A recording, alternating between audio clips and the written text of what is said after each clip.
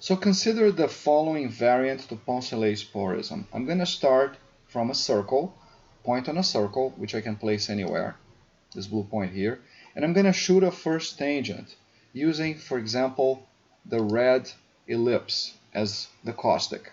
So I'm actually going to find a tangent to the red ellipse and then find a place where this ray, this tangent ray, intersects the outer circle.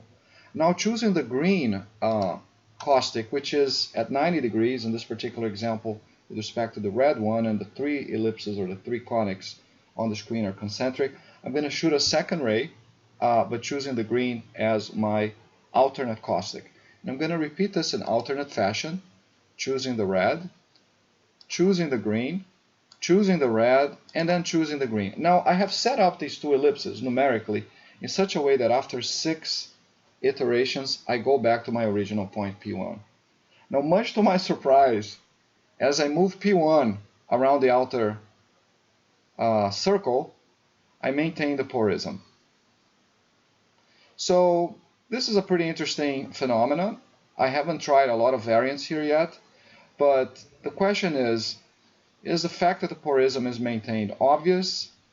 Are there other variations of this that will maintain the porism? I'm thinking here just projectively, right? Any projective image of this setup is going to be poristic. So what's going on here? Can I do this with a different n equals 3?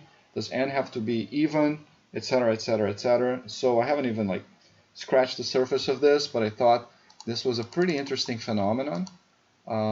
So with 6 bounces, I can actually maintain this sort of double-edged Poncelet porism with respect to 2 caustics used in alternate fashion.